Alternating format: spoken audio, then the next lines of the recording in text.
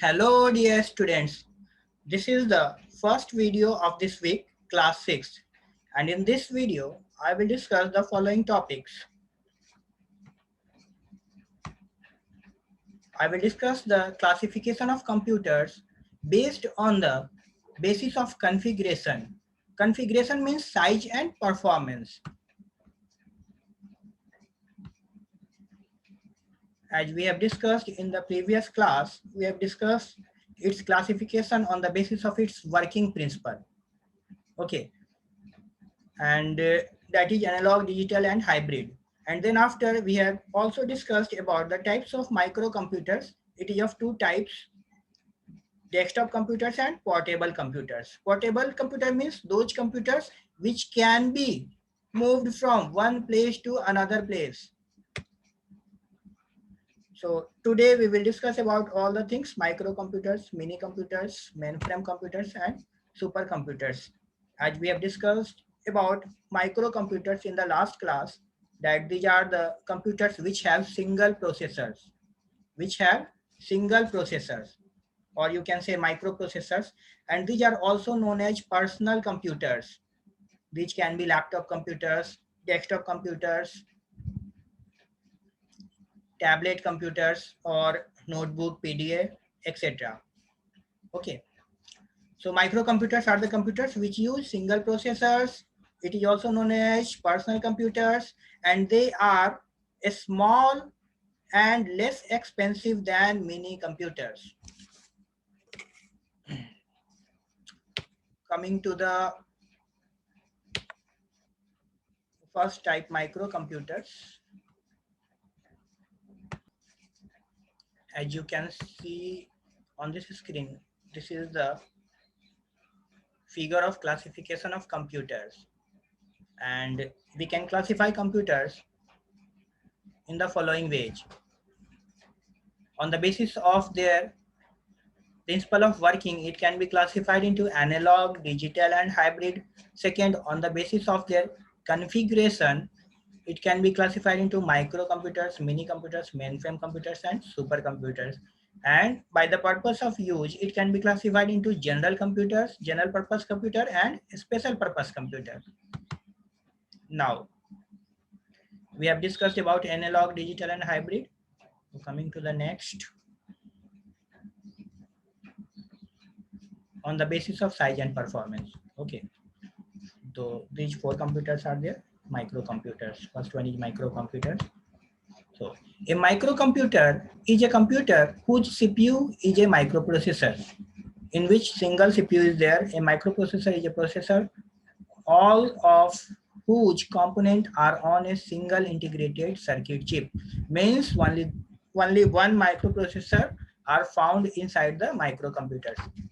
And personal computers are a kind of microcomputers. Personal computers are called so because they are designed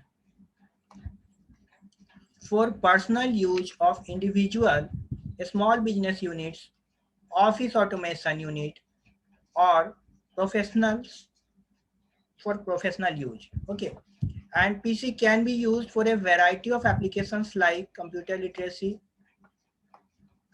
fun, games, business applications, programming, etc. These microcomputers are also used in banks, hospitals, schools, in offices.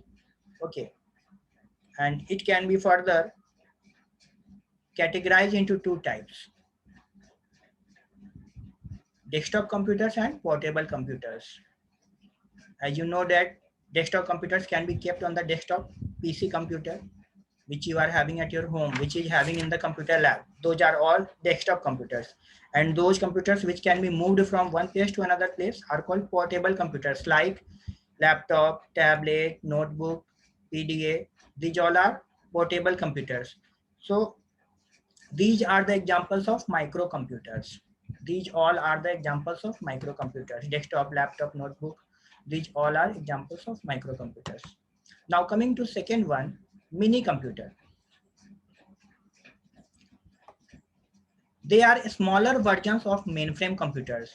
Means mini computer is having the performance more than that of microcomputer, but less than that of mainframe computer. Okay, so they are smaller versions of mainframe computer. Generally, they offer the same computing power as bigger counterparts. The most important advantage of mini computer over the mainframe computer is that it is cheaper in cost, smaller in size, and reliable.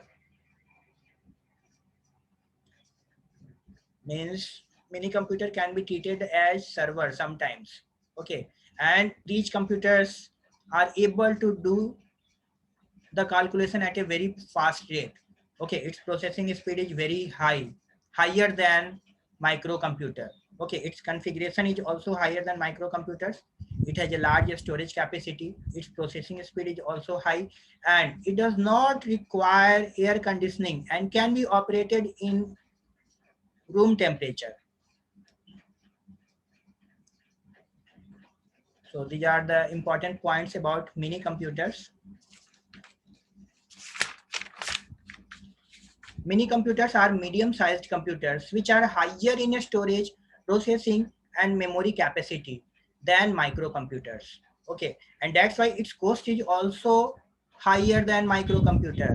And mini computers are slightly more expensive than the microcomputers. And mini computer is a computer capable of supporting about 4 to 200 users simultaneously. Means 4 to 200 users at the same time.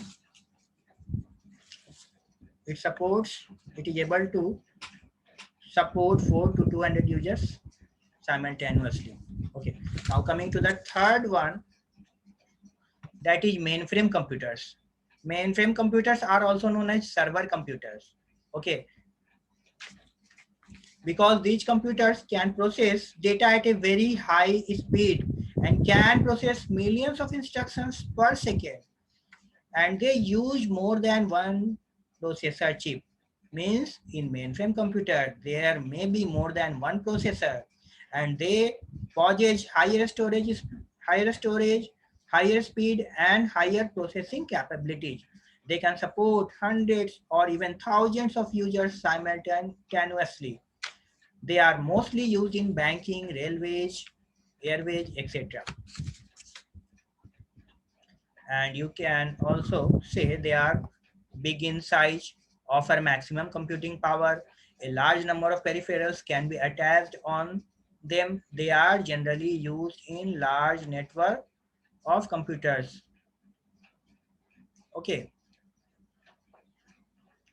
some important points about mainframe computers that they are they use satellites for networking. They also use satellites for networking.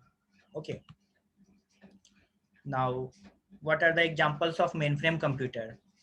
UNIVAC 110010. Okay, UNIVAC 1160.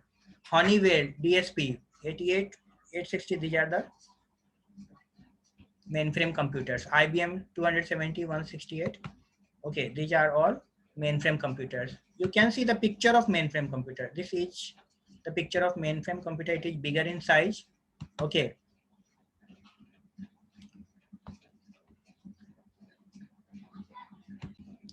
you can see all the types of pictures are here.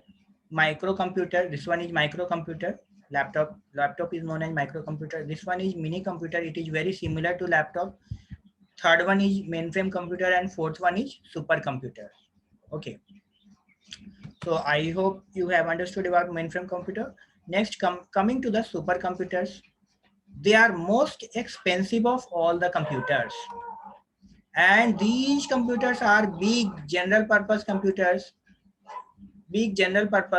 capable of executing more than 10,000 million instructions per second.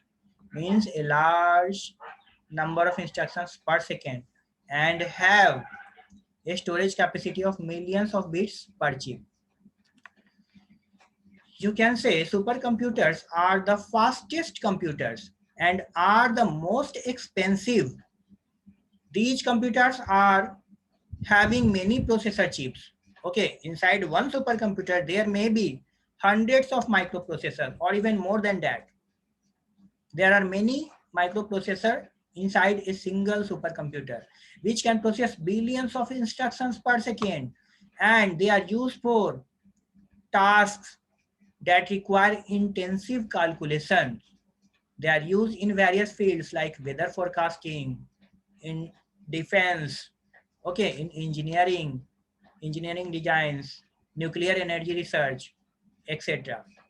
Okay, so uh, it is having a lots of use for scientific and research purpose, weather forecasting, for defense purpose. Okay, now do you know what is the first supercomputer of India? Its name is Param, Param. Param is the first supercomputer of India. And which organization has developed Param? CDAC. CDAC is one of the government organizations of India which has developed Param. Means it has developed first supercomputer of India. Some another examples of supercomputers are Cray 1, Cray 2, Cray 3, okay, etc. Here the name Param is also there. Param, Cyber 810, 830, etc. These all are examples of supercomputers. So I hope children you have understood about the classification of computers on the basis of their shape and size and shape and size, and on their configuration, on the basis of shape, size and configuration. Okay, thanks for watching this video children.